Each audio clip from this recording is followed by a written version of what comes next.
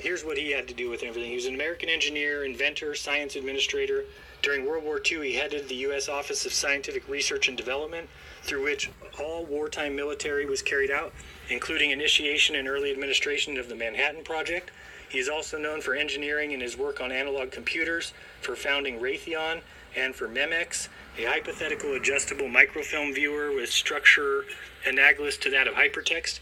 In 1945, he published the essay As We May Think, in which he predicted that wholly new forms of encyclopedias will appear, ready-made with a mesh of associative trails running through them, ready to be dropped into these computer programs and amplified.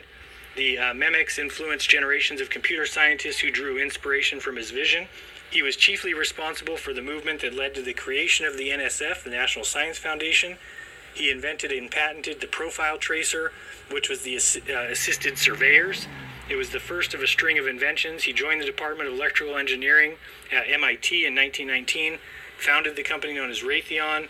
He invented the differential analyzer, an analog computer with some digital components that could solve differential equations with as many as 18 independent variables.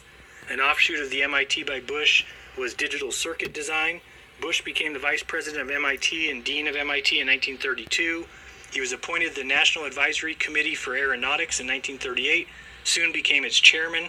As chairman of the National Defense Research Committee and later directed by OSRD, he coordinated the activities of some 6,000 American scientists in application of science to warfare. He was a well-known policymaker, public intellectual during World War II. He was in effect the first presidential scientific advisor. As head of the NDRC and OSRD, he initiated the Manhattan Project, ensured that it received the top priority of the highest levels of government. In Science, the Endless Frontier, his 1945 report to the President of the United States, he called for an absolute expansion of government support in science, and he pressed for the creation of the National Science Foundation. It goes on and on and on and on. This guy was at the helm of it all, and I'm telling you, I think that they screwed us at the highest level, and people just can't see it. They're too in love with the idea of space. They sold a beautiful movie, a beautiful story with the help of Hollywood, and once they got the media on their side, which is around the same time, 1940s, 1950s, good night, Irene, you know?